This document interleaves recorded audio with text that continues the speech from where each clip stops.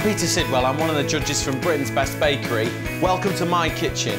I'm going to show you my approach to baking and cooking, how I maximise my ingredients to create amazing tastes, textures and flavours. Today, it's all about banana bread.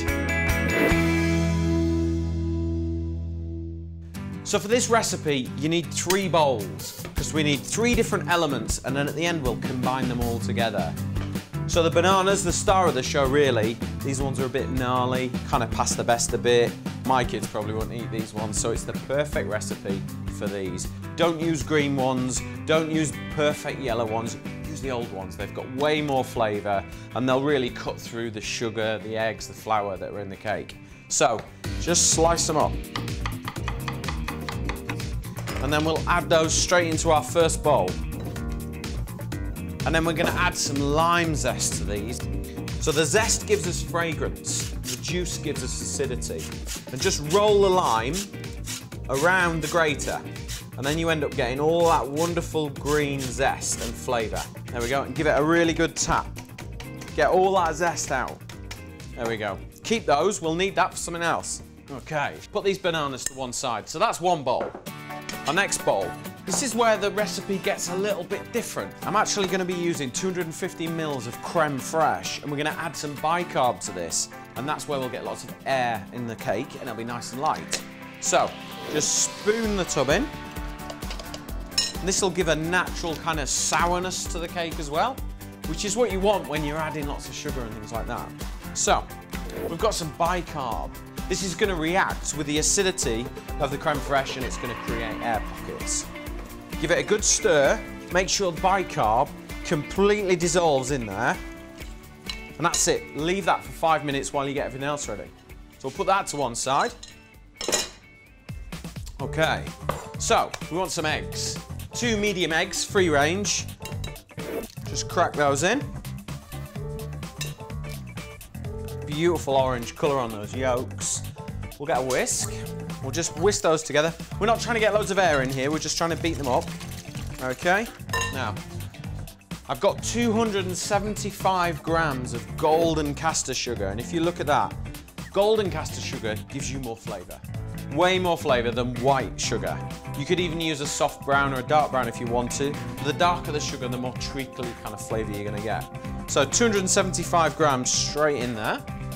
And then I've got a little bit of cinnamon. We'll just add that in. About half a teaspoon. That's it. Just give it a good whisk. And just bring all those ingredients together so you get one texture. Put that to side.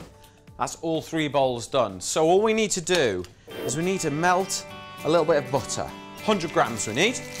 Pop that straight into a pan. And then I'll get another pan on.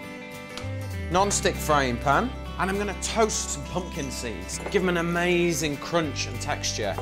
They're really nice as they are, but we're trying to elevate every single ingredient in this. So, you know, they're okay, they're kind of crunchy, but not as crunchy as they could be. And certainly nowhere near where I want them to be. So, put them in the pan, and in the rest. Wow, you can hear them crackling away. That's good. And then we're just going to add a touch of rapeseed oil in here, and a little bit of honey. So you'll get just that little bit of sweetness. And you can see the honey straight away, it's melting. So we're just going to add in some poppy seeds, a good tablespoon there, and then just sprinkle those in. Give it a good stir. So they're beautiful, they're nutty, they're crunchy, great flavour, great texture. A little bit of sweetness, a little bit of saltiness, and a lovely crunch. So we've got all the elements that we need for this banana bread now. It's just a matter of bringing them all together, mixing them carefully, and get it in the oven. So, bananas, bit of lime zest in there. Let's just mash these up with a fork a bit. You don't have to mash them all up, it's not like baby food. You know, you can leave some pieces, some chunks in there, but it's worth just running it through with a fork a bit. And once you've got that, get your pumpkin seeds and your poppy seeds and just get all those in there. Give that a mix together. Okay. So you remember the creme fraiche that we put the bicarb in? Well, if you have a look at this, you see those air pockets? That's the bicarb that's done its job. It's reacted, it's caused a chemical reaction actually, and it's given us a really light aerated mousse. All we now need to do is get all our other ingredients into this bowl and then fold it together. So, our egg mixture, let's just pour that in. So use your whisk, get it all out. And it's really important not to do any mixing until everything is in the bowl. I can't stress the importance of that. Okay, so we'll add our bananas and our pumpkin seeds and poppy seeds. They can go in. Okay, our melted butter, let's pour that in. And then finally, I've got 250 grams of plain flour. Now, just scatter it in. Don't just turn it upside down and dump it in. Just scatter it along the top. Okay, now here comes the technique bit, okay? So when we're folding, take your spoon with one hand, take the bowl with the other, and just turn them in opposite directions, okay? And this is what we call folding, which is really important. We've got lots of air in here, and we need to make sure that we maintain that air. So just keep working the bowl, yeah? And eventually, look, you'll end up with the same texture. All the flour's been really slowly incorporated. You've not rushed it, and you'll have a lovely light aerated texture, which is exactly what we need. Put that to one side. So, piece of parchment paper, yourself a loaf tin. Right, we probably need about 2/3 of this, so just fold that over. Just use your thumb and really press that line so that then you can not bother with the scissors, leave them in the cupboard and just tear that off. Now, the best way to get this to line your loaf tin is nothing more than this. Scrunch it up, makes it a lot easier to work with, and then it will fit in there. And it will get into all the corners. Just use your finger just to line it in. And then take your mix, and then we are just going to pour this straight in.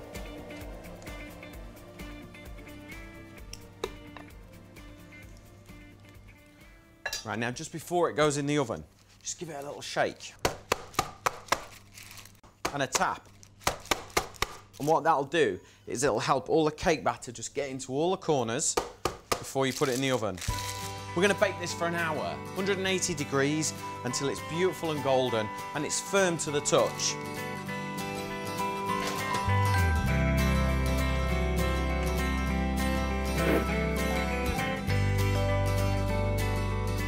I talked about giving this cake a real kind of hit of flavour, and the way I'm going to do that is with a little bit of lime and some icing sugar. Now, I'm not going to make an icing.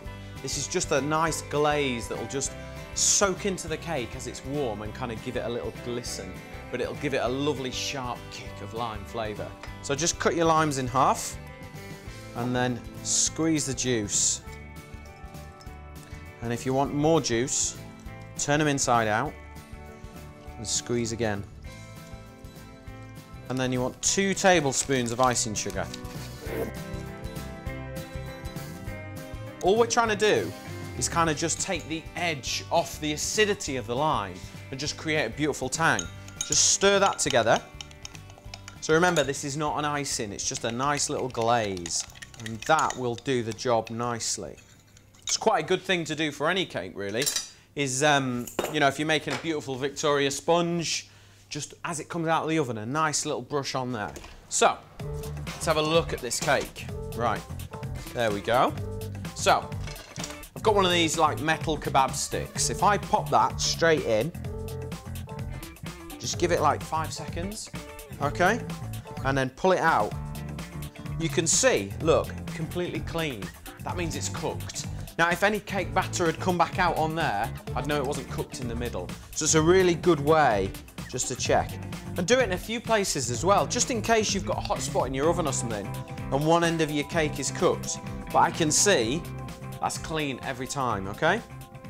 Brilliant. Okay, so, got my dressing, okay? Little pastry brush, just give it a good stir around, make sure any of those lumps are gone. And then, while the cake is warm, just give it a brush. And what it does is it gives it a lovely shine. What it also does is it gives it that lovely little tang. So each slice of cake that you get that nice little hit of lime. So that's enough.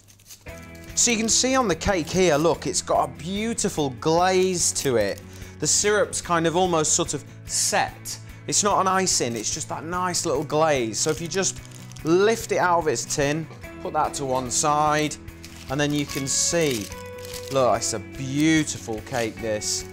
I am absolutely looking forward to a slice of this with a good cup of tea. So just slice it through. And what we should see, so let me show you. Look at that, you can see all the pumpkin seeds there. You can see the poppy seeds. It smells absolutely fantastic. And do you know what? I am gonna have a taste.